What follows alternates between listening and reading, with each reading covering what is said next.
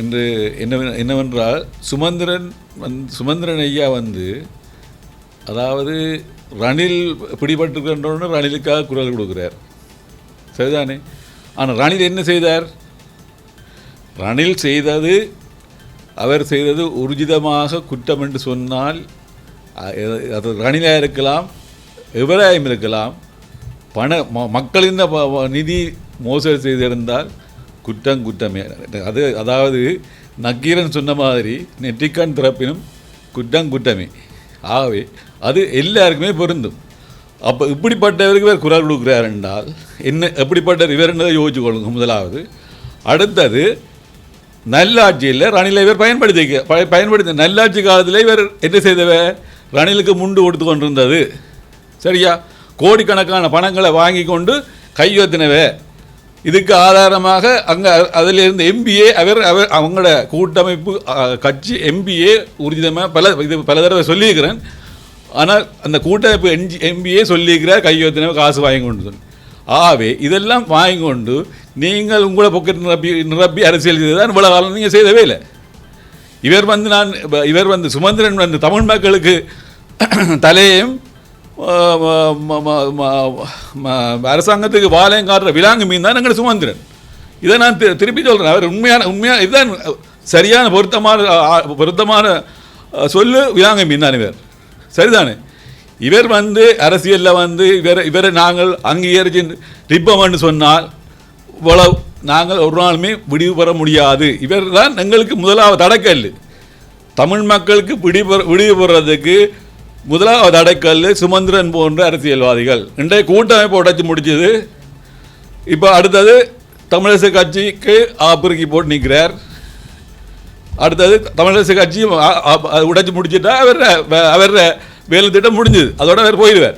இதுதான் அந்த உண்மை, சரிதானே? இன்றைக்கு அடுத்ததாக ரணில் பிடிபட்ட முழு அரசியல்வாதி முழு கட்சியில் ஒன்றுபடினம். என்னதுக்காக ஒன்றுபடினம்? நல்ல விஷயமோ? அதாவது அரசாங்கம் சரியான விஷயத்தை செய்யல, அதுக்கு ஆதரவு தெரிவிக்கிறதா இல்லை உண்மையாண்டு ஆராயாமல் எல்லா அரசியல் கட்சியாக்களும் ஒன்று சேர்ந்துக்கிறோம்னு சொன்னால் இவர்களும் ஊழல் செய்திருக்கிறார்கள். தாங்கள் தப்புவதற்காக ரணிலை காப்பாற்றி வெளியில் எடுத்துட்டால் தங்களை கைது செய்ய முடியாது என்ற உள்நோக்கத்தை தான் உள்நோக்கம் உள்ளதை நாங்கள் எழுத வேண்டியுள்ளது. ஆகவே இதில் வந்திருக்கிறார்களுமே நிறைய பேர் ஊழலில் சம்பந்தப்பட்டிருக்கிறோம். இவர்களுக்கும் ரணிலை போல தகுந்த தண்டனை வழங்க வேண்டும் என்று தான் நான் சொல்கிறேன். அப்படி செய்தால்தான் இனிமேல் வரக்கூடிய அரசியல் தலைவர்களும் இப்படியான ஊழல் செய்யாத தலைவராக உருவாக்கப்பட்டு ஊழல் இல்லாத நாடாக இருந்தால் எங்கள் நாடு சுபூட்சமான நாடாக உருவாகும் என்பதை இச்சந்தர்ப்பத்தில் கூறி முடிக்கின்றேன். அடுத்ததாக ரணிலில் 3 நாள் இருந்தோடனே கஷ்டப்படுகிறோம் எல்லாரும். ஆனால் இன்றைக்கு அரசியல் கைதிகள் எத்தனை வருஷமாக கிட்டத்தட்ட யுத்தம் முடிஞ்சு 2009 16 வருஷத்துக்கு மேலே இன்றைக்கு சும்மா வச்சு கொண்டிருக்கிறோம். ஆனால் கருணா போன்ற பெரிய பெரிய முதலைகள் எல்லாம் குற்றம் செய்து நான் இவ்வளோ பேரை கொலை செஞ்சு நான் கூட சொல்லிக்கிறார் கருணா.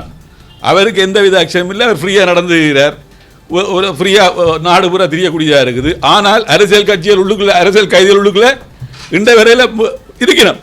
அவை விடுதலை செய்யணும் என்றதை இச்சந்தர்ப்பத்தில் கூறி அரசாங்கத்துக்கு மாண்புமிகு ஜனாதிபதிக்கு ஒரு வேண்டுகோள் விடுகிறேன்.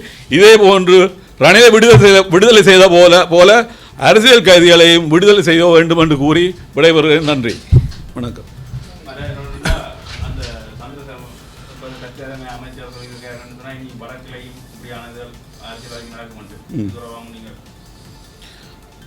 வடக்கில் சரி எங்கேயும் சரி சந்திரசேகரன் சொல்கிறது அது பிரச்சனை இல்லை.